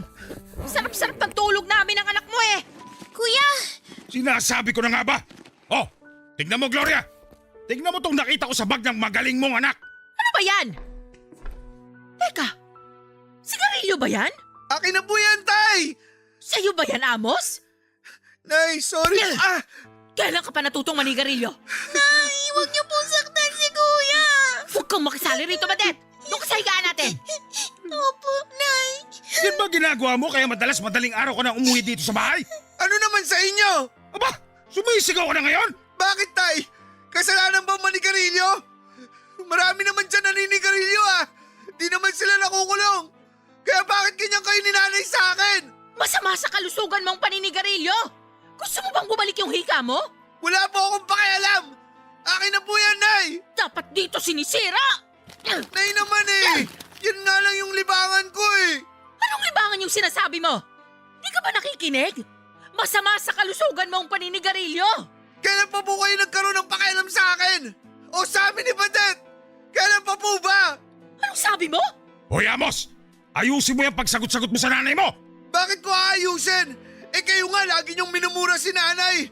Tapos sinasabihan niyo pa siyang baliw at siraulo. At kayo, Nay, himala na bigla kayo nagkaroon ng pakialam sa akin. Eh lagi yung sinasabi na malaki na ako at kaya ko ng sarili ko. O yan, gusto ko ng manigarilyo. Nagagalit naman kayo. Labo niyo rin eh. Kunti na lang talaga, sasapakin na kita! Sige, subukan niyo. Diyan naman kayo magaling, di ba? Lagi kayong nananakit. Sanay na kami sa inyo. Para rin naman sa iyo yung pagpapaalala namin. Ikaw din na mahihirapan pag nagkasakit ka ulit. Sabihin niyo, kayo yung mahihirapan. Kasi mapapagastos na naman kayo. Hindi ka talaga titigil sa pagsagot na pabalang? Ikaw na nga itong may kasalanan, ikaw pa itong maangas! Kumpara naman sa kasalanan ko, mas malaki yung kasalanan na ginawa niyo. Kaya wag nga kayo magmalinis dyan, Tay. Bastos talaga yung bibig mo! Hoy, Enteng! Bakit mo naman sinigmurahan si Amos? Yung anak mo kasi, Anak, lumalaking walang ayos modo! ka lang ba? Yung ba natututunan mo sa eskwelahan? Mabuti pa, huminto ka na sa pag-aaral! Nagsasayang lang kami ng pera sa iyong bulak-bul ka! Pahirap kayo magkapatid sa buhay namin! Simulat sa pool, ganyan na trato niyo sa amin ni Badet. Nag-anak pa kayo. Nakakahiya naman sa inyo. Tama na, Amos! Gusto mo bang paduguin pa ng tatay mo yung bunganga mo? Eh di pa duguin niya. Halika rito, hayop ka! Makikita mo ang hinahanap mo! Tumigil na kayo, sabi! Sino ba ang tatay ko para pagsabihan akong mali ang ginagawa ko samantalang siya ay nakagawa ng hindi tama noong araw? At kahit na sabihin na nating lumipas na yon, o lasing lamang siya kaya nangyari sa kanila ng babae niya tulad ng mga kwento niya sa amin o kung anumang kabulaanan. Para sa akin ay wala pa rin siyang karapatang pakialamanan yung nag-iisang bagay na kinakaaliwang kong gawin. Kung magkasakit man ako sa paninigarilyo, wala akong pakialam. Katawan ko naman ito at hindi naman sa kanila. Yun po yung nasa isip ko ng mga panahon na yon, dahilan para lalo kong hindi sundin at sa halip ay nagrebelde po ako sa mga magulang namin, Papa Dudut. Para sa akin ay walang karapatang mangaral ang isang tao kung siya mismo nakagawa ng katiwalian sa buhay niya. Dahil ano pang magiging silbi ng mga tinuturo niya, lalo na kung hindi naman siya nagbabago. Kaya galit po ako kay Tatay, Papa Dudut. Sinira niya yung pamilya namin dahil naging makasarili siya. At hindi pa po doon natatapos ang lahat dahil pinangatawanan na talaga ng demonyo kong ama ang pagiging sakim at masamang tatay niya. Tama ako nang sabihin kong hindi ko siya kinakikitaan ng pagbabagong buhay. Dahil isang araw ay nagkaroon na naman sila ng matinding pag-aaway ni nanay matapos siya nitong mahuli sa akto na may kinakalantari na ibang babae. Ano ba bang kulang sa akin, Enteng? Bakit mo nagawa sa akin to? Yan na naman yung drama mo, Gloria! Nakakasuka ka! Tigilan mo yan, pwede ba? Ako ba kayo nang nakakasuka? Eh sino ba yung nahuli kung may kahalikang ibang babae? Hindi ba ikaw? Walang iya ka! Akala mo siguro hindi kita pupuntahan doon sa pinagtatrabahuan mo, no? Hayop ka! Napakawalang iya mo! Aray! Tigilan mo nga yan! Nasasaktan ako! Sinabi na tumigil ka na! Tumigil ka na! Wala pa nga yan kumpara sa sakit na pinararanas mo sa akin, ulupong ka! Nay, Tay, ano po nangyayari? Kuya, natatakot po ako. Diyan ka lang sa likod ko, Badet. Huwag kang matakot. Si Kuyang bahala sa'yo. Nay, Tay, nag-aaway na naman ba kayo? Lumabas lang kami saglit ni Badet para bumili ng ulam tapos maaabutan namin kayong ganyan na naman. Etong nanay mo kasi sumugod doon sa trabaho ko. Tapos nag-iskandalo. Hoy, demonyo ka! Gusto mo pa talagang magbalinis sa anak mo?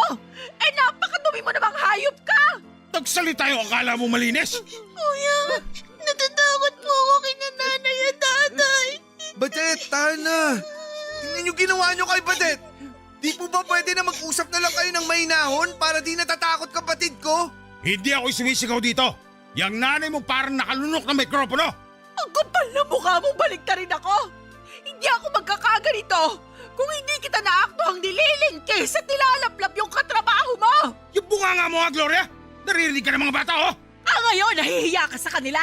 Eh, nung ginagawa mo yon, naisip mo ba yung mga anak mo? Hindi, di ba? Ay, ewan ko sa'yo. Tay, totoo ba yon? Huwag ka na makisali rito, Amos. Karapatan kong malaman ang totoo. Bata ka pa. Hindi mo pa naiintindihan lahat. Di na ako bata. Alam ko na mga kalokohan nyo. Alam mo pala eh. Eh di manahimik ka na lang. Napaka-immoral yung tao. Nakuha mo talaga ako suntukin? Matapang ka na, ganon? Lintik ang bata ka. Babalihan kita ng buto. Aray! Aray ko! Huwag sasaktan ang anak ko! Tigilan mo magpalo sa akin! Lumayas ka na rito! Sumama ka na doon sa babae mo! Nandidiri ako sa'yo! Aalis talaga ako! Nakakaburito kayo! Pare-pareho kayong baliw! Ikaw ang baliw. Bastos ka talaga, Amos! Mas bastos ka. Kasi hindi mo na iniisip mararamdaman namin. Di ka na nahiya. Paulit-ulit mo na lang sinasaktan si nanay. Siguro nga panahon na para umalis ka na sa buhay at bahay namin. Aanin namin yung tatay na katulad mo. Hindi ka mabuti impluwensya sa amin ng kapatid ko. Lakas ng apo mong pagsalitaan ako ng ganyan ah! Bakit? Kaya niyo ba pag umalis ako? Sigurado namang kakayanin namin ang wala ka. Kesa naman kasama namin ang tatay naming walang kwenta. Sige! Aalis ako rito sa bahay. Pero isasama ko kapatid mo. Halika rito! Halika rito, Badet! Bitawan mo ang anak ko! Halika, sumama ka! Sumama ka sa akin! Ano mo si Badet? Hindi mo isasama ang kapatid ko!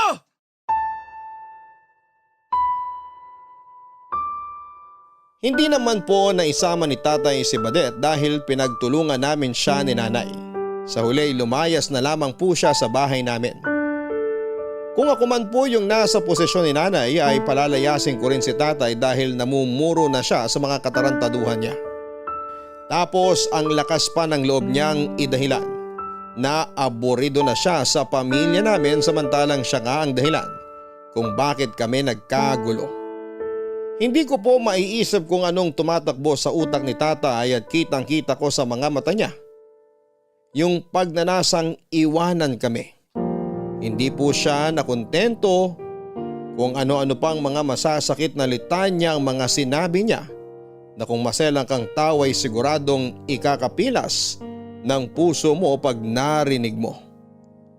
Nang umalis si tatay, bumalik sa pagtatrabaho si Nanay Papadudut. Kung ano-ano po ang mga pinasok niya, basta desente at kikita siya ng pera. Kapalit noon ay nawalan po ng panahon sa amin si Nanay. Naging mainitin ang ulo niya at maikli ang pasensya sa amin ng kapatid ko, lalo na pagpagod siya. Sinubukan ko po siyang unawain dahil hindi madaling magpalaki ng mga anak, lalo na pag mag-isa ka lamang. Kaya nga sa paninigarilyo ako kumakapit pag gusto kong matakasan yung malungkot at masalimuot naming buhay. Para sa akin ay iba yung hatid na kaginhawahan kapag lumalatay sa lalamunan ko yung usok na mula sa yosi na hinihit-hit ko. Pakiramdam ko, lumulutang ako sa ulap at nagiging bagong tao ako. Kaya nga magmula sa paisa-isa na doble hanggang dumami. Hindi ko akalain na kaya ko nang umubos ng kalahating pakete ng sigarilyo sa isang araw. At higit pa kapag dinadalaw ako ng pagkabalisa, kinakain ng lungkot o stress. Para sa akin ay nabibigyan ako ng aliw ng paninigarilyo at inilalayo ako nito sa realidad kahit na pansamantala. Dahil sa nakikita kong hirap ni Nanay sa pagbabanat ng buto. Ako na mismo ang nagkusa na huminto sa pag-aaral at sa halip ay naghanap na lamang ako ng trabahong mapapasukan. Masasabi ko naman na may utak ako, Papadudut. Sa katunayan ay pagtiteacher nga yung kurso ko nung kolehiyo. Pero hindi ko natapos kasi ako na ang tumayong tatay sa pamilya namin. Ako na yung sumalo sa responsibilidad na hindi naman nagampanan ni tatay at ang masahol pa doon ay tinakasan niya. Aaminin kong hindi madali kahit katuwang ko naman si Nanay. Wala naman akong karanasan sa pagiging breadwinner. Pero lahat ng pagdududa at alinlangan ay isinantabi ko. Lahat ng pagkukulang ng mga magulang ko sa amin ay pinunan ko nang nakapasok ako sa call center bilang agent. Naging masaya po ako noong kumita na ako ng pera kasi nabibili ko na yung mga bagay na hindi ko nabibili nung estudyante pa lamang ako. Nakakapag-abot ako kay Nanay at kahit paano ay hindi na kami salad sa pagkain. Pero kasabay noon, yung higit kong pagkakasangkot sa iba't ibang uri ng kaaliwan o pampalipas oras ng mga taong nasa paligid ko. Hindi na lamang ako heavy smoker dahil natuto na rin akong uminom ng alak, Papadudut. At hindi lang basta tikim-tikim dahil mga warakan talaga yung mga pinupuntahan kong inuman. Yung bang tipong kulang na lang ay gumapang ka pa uwi dahil sa sobrang kalasingan. Masayang masaya po ako pag napapasukan ng alak ang sistema ko. Alam kong masama pero bata pa ako. Yun ang nasa isipan ko. At katawan ko naman ito kaya ako ang masusunod dito. Nakakabaliw, nakakaaliw. Yan po ang eksaktong tawag sa pakiramdam na dulot sa akin ng paninigarilyo at pag-iinom. At hindi nga nagtagal ay naging bisyo ko na ang mga yon. Dahilan para mapansin na ako ng nanay ko.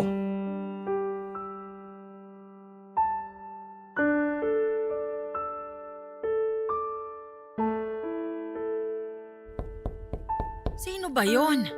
Is oras na ng gabi ah. Andyan na! Uy! Ay, patay! Nay, di po ako pating. Si Amos to, yung anak nyo. Sandali nga. Lasing ka ba? Nakainom lang po. Nakainom ka lang sa lagay na yan? Mamaya nyo na po ako sermonan. Tulungan nyo na lang po muna ako. Ano pa nga ba? Alangan naman pabayaan kita dyan. Sige, halika na. Tumayo ka na at maupo ka dun sa sofa. Dahan-dahan, baka matalisod ka. Nay naman, sungit nyo. Sinong hindi magsusungit? Anong oras na tapos uuwi ka pang lasing? Gusto niyo ba di na lang ako umuwi? Manahimik ka ha? Ayan, umupo ka dyan. Ay, sarap ng malambot na sopa sa puwet. Anak, bakit ka ba kasi nagpakalasing? Hindi naman ako masyadong lasing, Nay. Anong hindi? Sumisisid ka na nga ron sa sahig kanina. Natalisod lang po ako ng binti ko. Ayos lang ako. Bakit ka nga kako uminom? May problema ba? Wala po. Happy-happy lang. Nak, ganyan ba kayo mag-happy-happy na mga katrabaho mo? Halos gabi-gabi ka nang umuuwing lasing ah. Nung nakaraan, doon ka natulog sa tapat ng tindahan ni Aling Flor. Nagulat tuloy yung matanda, akala niya may sinalvage sa tapat nila. Nervyosa lang masyado si Aling Flor. Mahilig kasi siya sa kape. Kahit na. Kaya nga kung may problema ka, sabihin mo para natutulungan ka namin ng kapatid mo. Si Badet po pala, nasan? Nandun sa tita mo. Doon ko muna pinatulog kasi nga kararating ko lang din. Wala siyang kasama. Nay naman eh. Bakit niyo doon iniwanan yung kapatid ko? At bakit hindi? Kamag-anak naman natin yon. Oo nga, kaya lang, di ba? Madaling uminit ulo ni tita pag makulit yung bata. Kilala ko si Badet. May kalikutan yun at pagkamadaldal.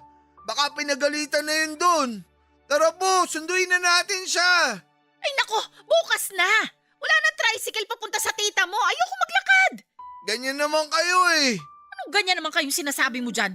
Ayos lang na sa inyo na patulugin dun si Badet. Di kayo nag-aalala kasi wala kayong pakialam sa amin. Amos, nagiging bastos na yung bunganga mo ha? Maghinay-hinay ka sa pananalita mo. Nanay mo pa rin ako. Nanay nga namin kayo, pero anak ba turing nyo sa amin ni Badet? Malamang, galing kayo sa akin. Ako ang nagdala sa inyo ng 9 na buwan. Ay! Alam mo ikaw, naiirita na ako sa'yo ha. Di ko alam kung dahil lasing ka kaya tumatalim yung dila mo o naiimpluwensyahan ka lang ng mga kasamahan mo sa trabaho. Hindi nga sabi ko lasing. Nakainom lang. Tsaka pwede ba, huwag nyo ang dinadamay mga kasamaan ko sa trabaho. Mabuti pa nga sila eh. Pamilya turing sa akin. Kesa naman sa inyong dalawa ni tatay. Nagpakananay ako sa inyo ha. Hindi mo lang napapansin pero ginagawa ko lahat ng makakaya ko. Kung bakit kasi nagkaroon ako ng walang kwentang asawa na ngayon nagpapakasasa dun sa kabit niya. Baka demonyo talaga niyang tatay niyo. Baka kasi kasalanan nyo rin kaya nang babae si tatay. Baka kasi nairita na siya sa ingay ng bunganga nyo kaya yun, naghanap ng iba. Yung mabait, hindi naninigaw at higit sa lahat, maganda. Ang kapal naman ng mukha mong sabihan ako ng ganyan. Wala kayo sa lugar ko kasi hindi naman kayo yung sinaktan. Nasaktan din kami nung iwanan tayo ni tatay. Pero ako yung mas nasaktan kasi ilang beses akong iniputan sa ulo ng tatay niyong pamangkin ni Satanas. Tapos ipapamukha mo sa akin na nagkulang ako? Kaya niya ako pinagpalit? Kung hindi kayo nagkulang, bakit di pa rin niya kayo pinili? Hindi ko alam. Ginawa ko naman lahat pero sadyang mapaghanap yung tatay niyo. Kaya wala kang karapatang pagsalitaan ako ng ganyan. Baka gusto mong paduguin ko yung bunganga mo. Sige, gawin nyo. Gawin nyo. Total, pareho naman kayo ni tatay na mabigat ang kamay. Lagi nyo ang pinapalo si Badet. Nagsusumbog sa akin yung kapatid ko habang umiiyak. Ikaw na nagsabi, di ba? Makulit yung kapatid mo. Kaya natural lang na mapalo siya. Sana kasi habaan yung pasensya nyo. Kung makapagsalita ka, hindi ko naman binubugbog yung kapatid mo ah. Kurot lang yon, tsaka palo sa kamay. Ang tawag doon, pagdidisiplina. Ibang klase talaga kayo ni tatay. Sana alam nyo epekto ng mga ginagawa nyo sa amin ni Badet. Pwede ba, Amos? Tigilan na natin tong usapan na to. Inaantok na ako. Hindi ko alam kung anong gusto mong tumbukin. Pero napapagod na akong makipagtalo sa'yo.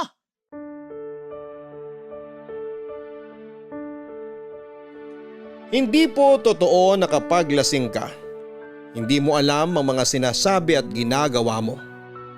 Kadalasan alam mo, hindi mo lang kontrolado yung bawat salita na lumalabas sa bibig mo at yung kinikilos mo mismo. Totoo rin yung kapag tinamaan ka ng alak, nakakapagsabi ka ng totoo. Kaya nga walang pag-aatubili kong naisumbat sa nanay ko yung mga tampo ko sa kanya at nakuha ko pa siyang sisihin kung bakit nang babae si tatay noon at mas pinili nitong sumama sa ibang tao kesa sa amin. Galit po ako sa tatay ko pero galit din ako sa nanay ko. Alam ko na utang na loob namin sa kanya ni Badet ang buhay na meron kami dahil dinala niya kami noon sa sinapupunan niya ng 9 na buwan. Pero sana pinatay na lamang niya kami noon bago pa man kami isinilang kung hindi rin nila kaya ni tatay na maging mabuting magulang sa amin, Papa Dudut. Sa mga tao na hindi dumaan sa ganong klase ng pagtuturing sa isang pamilya, madaling sabihin na umusad na lamang, kalimutan at magsimula ng panibagong buhay. Ngunit paano ko gagawin yon kung hindi ko alam kung anong paa ang una kong ihahakbang? Ang totoo, nakatali pa rin ako sa nakaraan. Lumipas po ang mga taon, tumungtong ako sa edad na 29 pero wala pa ring direksyon ng buhay ko. Madalas akong nagigising sa hindi pamilyar na lugar tulad ng mga motel at apartel ng mag-isa. Matapos akong iwan ang mga babaeng sinama ko doon para ikama. Hindi na lang pag-inom ng alak at paninigarilyo ang ginagawa ko dahil nasasangkot na rin ako sa gulo sa mga lugar na pinupuntahan ko, Papa Dudut. Ilang beses na ako nareklamo sa barangay dahil sa paninira ko ng gamit sa mga bar na iniinuman ko, lalo pag tinamaan ako ng kalasingan. May ilang beses na sa kalsada na ako natutulog at nagigising kasi hindi ko na mailakad ang mga paa ko dahil sa hilo. Pero pumapasok pa rin ako sa trabaho pagkaraan ng ilang oras, natulog na parang walang nangyari. Tuloy lang ang buhay, ika nga. Ewan ko, Papa Dudut, sirang-sira na ako. Mukha lang akong ayos kasi nakasasabay pa rin ako sa kulitan at kwentuhan ng mga tropa at katrabaho ko. Pero wasak na wasak ang puso ko. Marami akong kinaiinggitan, mga bagay na hindi kayang bilhin ng pera na minsan po naming napag-usapan ni Badet.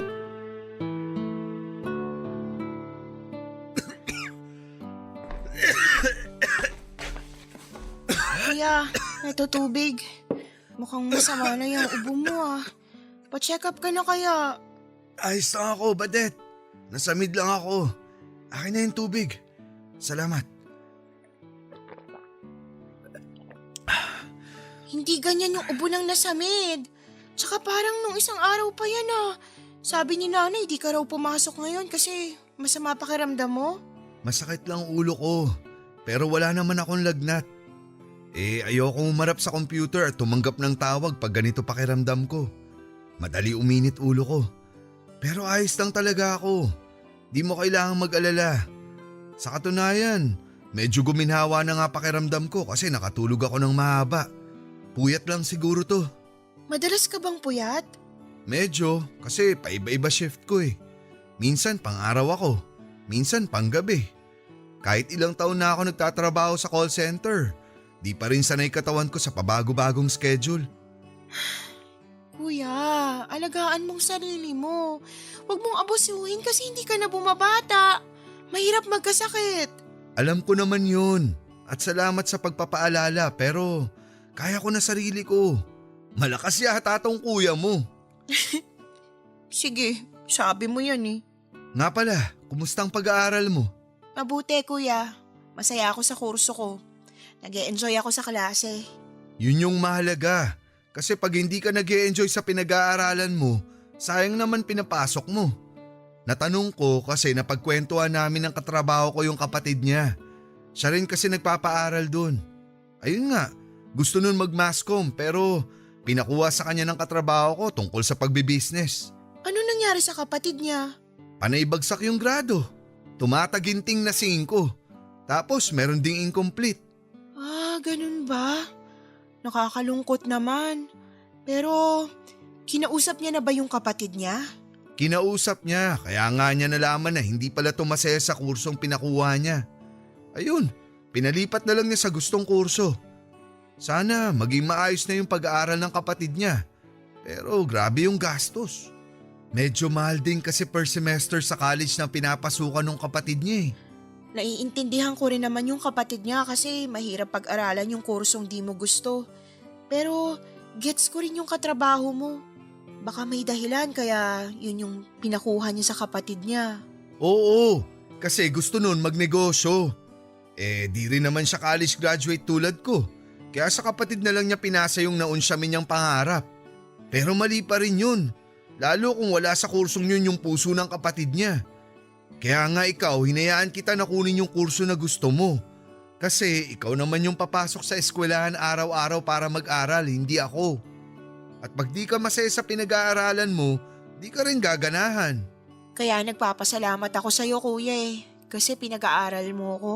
Normal lang naman na pag-aralin kita. Sabi kasi sa akin ni nanay na tumigil na lang daw ako sa pag-aaral. Maghanap na lang daw ako ng trabaho para matapos na yung pagpapagawa natin dito sa bahay. Talaga? Sinabi niya yun? Oo, nung isang araw lang. Hayaan mo, kakausapin ko si nanay. Wag na kuya, baka mag-away lang kayo Wala akong pakialam. Kung makapagsalita kasi siya, akala niya siya nagpapaaral sa'yo. Palagpasin mo na yun kuya. Baka nasabi niya lang yun kasi gusto na lang niyang matapos na tong bahay natin. Natitirhan naman natin tong bahay kahit di pa tapos. Masyado lang siyang maarte. Ang sabihin mo, gusto lang niyang may maibida sa mga kapitbahay natin. Yang sinanay talaga minsan nakakainis Imbis na palakasin niya loob mo sa pag-aaral mo, kung ano-ano pang sinasabi sa'yo. Parang di ka na nasanay kay nanay. Diba, bata pa lang tayo, ganyan na siya pati si tatay. Oo, kaya nga ang malas natin kasi mga magulang natin sila. Kumusta na kaya si tatay? Ewan, Di mo ba siya namimiss? hindi. Saka di ko na siya masyadong iniisip. Bakit ko ba iisipin yung taong nang iwan sa atin? Aksaya lang yun ng oras. Ikaw ba? Huwag mong sabihin na namimiss mo siya. Masama na ba akong anak kung sasabihin kong oo? Na minsan namimiss ko siya?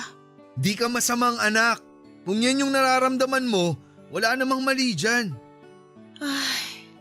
Kahit ilang taon na yung nakalipas, may mga araw na hinahanap-hanap ko pa rin si tatay. Kasi kahit naman papaano, mabait siya sa atin lalo pag di sila nag-aaway ni nanay. Di ko mapigilan isipin kung naaalala pa ba niya tayo o ano. Baka naaalala pa niya tayo pero hanggang doon na lang yun. Minsan, di naman yung tao mismo yung namimiss natin Yung panahon lang nakasama pa natin sila. Kuya, hanggang ngayon ba, hindi mo pa rin napapatawad si tatay? Hindi. Ewan ko rin kung darating pa yung araw na mapapatawad ko siya. Kasi sa ngayon, malabong mangyari yun. Si nanay? Bakit mo naman natanong yan? Kahit hindi mo kasi sabihin, ramdam ko na may tampo ka kay nanay.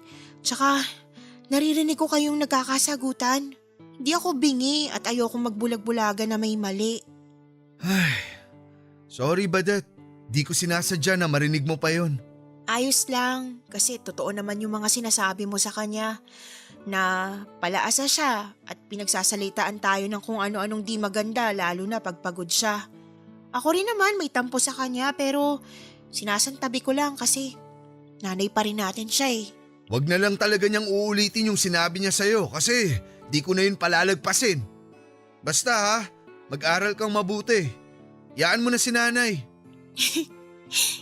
Thank you kuya kasi nandyan ka. Baka kung wala ka, hindi ako nakakapag-aral ngayon. Kapatid kita, Badet. At mahal kita. Nangako ako noon sa sarili ko na pagtatapusin kita ng pag-aaral. Para kapag kaya mo na, di ka na mahihirapang lumayo dito sa atin. Saan naman ako pupunta? Ewan ko. Bahala ka na. Basta ligtas ka. Ba't mo naman naisip na gusto kong umalis? Baka kasi gusto mo ng katahimikan, ng peace of mind. Yung walang tao na magdidikta sa'yo at magsasabi ng di maganda. Tulad ng ginagawa ni nanay. Pero pag umalis ka, kausapin mo pa rin ako Mamimiss kita. Ewan ko sa'yo kuya, hindi ako aalis. Kung umalis man ako, uuwi pa rin ako dito sa bahay natin kasi mamimiss ko pa rin kayo ni nanay. Pamilya ko kayo at mahal ko kayo. Di ko kayo kayang ipagpalit sa kahit na anong bagay sa mundo. Basta magsikap ka sa pag-aaral mo. Pagbutihin mo pero lagi mong tatandaan na proud ako sa'yo. Kung kailangan mo ng kausap, nandito lang ako. Kuya mo nga ako, pero kaibigan mo rin ako. Salamat, kuya. Walang anuman. Kuya, nag-aalala talaga ako dyan sa ubo mo. Ayos lang ako. Pakikuha mo na lang ulit ako ng tubig. Sige, pero pag di pa yan nawala bukas, magpapacheck up ka na ah. Bawal tumanggi. Kakayosi ko yon kaya ako sinumpong ng matinding ubo o papadudot. Natakot nga ako kasi baka bumalik na yung hika ko. Gusto ko pong magbagong buhay pero hindi ko alam kung papaano. Ako kasi yung tipo ng tao na hindi kayang humingi ng tulong sa iba dahil nasanay akong kinakahiya at sinosolo ang lahat. Pero mapilit ang kapatid ko. Lagi akong tinatanong at kinukumusta kaya sa huli ay nabanggit ko na nga sa kanya ang tungkol sa bisyo ko at epekto nito sa kalusugan. Nang dahil sa pag-uusap namin yon ni Badet ay nabigyan ako ng pagkakataon na palayain yung mahinang bersyon ng sarili ko. Hindi na rin ako natakot magsabi sa kanya ng mga alalahanin ko. Takot at pagkainggit sa ibang tao. At napatunayan ko na siya pa rin ang baby sister ko na maunawain at mabuting tao. Sa abot ng makakaya ni Badet ay pinayuhan niya ako na maghinay-hinay sa mga bisyo ko.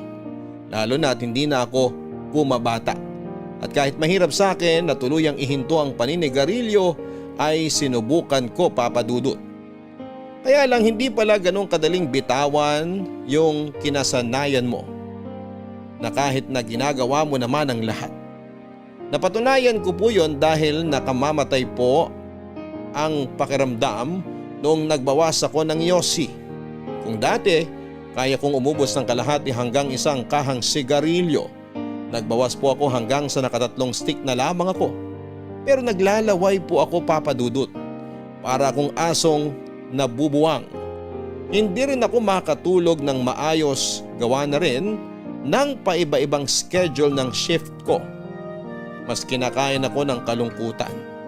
Sumasakit ng matindi ang ulo ko at nagiging aburido ako at hindi rin ako mapakali. Meron akong bagay na hinahanap-hanap na kulang at alam kong yosi lamang ang makakapuno noon. Nagkontrol din po ako sa pag-inom ng alak pero lumakas naman ang pagkakape. May ilang beses na sumusuka na lamang ako dahil sa acid reflux pero binaliwala ko yon. Nahihiya po ako kay Badet kasi akala niya may progreso na yung pagbabagong buhay ko. Pero lingid sa kaalaman niya ay unti-unti na naman akong nahuhulog sa mga bisyo ko. Masarap po ang bawal at nakakasira ng ulo pag tinigilan ko po yon, papadudot. Mahirap pigilan ang bawal. Napatunayan ko po yon nang muli kong yakapin ang mga bisyo ko. Lalong-lalo na ang paninigarilyo. Simula noong bumalik ako sa pag-yosi ay hindi ko na po naranasan yung mga sintomas na dulot ng paghinto ko dito. At aaminin kong naging maligaya muli ako. Kaya nga mas lalong tumindi ang addiction ko sa sigarilyo hanggang sa hindi ko na lamang namamalayan na kaya ko na ulit umubos ng 20 peraso o higit pang stick kada araw. Bukod sa tradisyonal na paghit-hit ng tabako, nagvi-vape na rin po ako papadudot. Ginagawa ko yon pag off ko para hindi maghinala ang kapatid ko na bumalik na naman ako sa dating gawi. Pero lahat ng kasiyahan ay may katapusan. Lalo na kung hindi mo ito nakukuha sa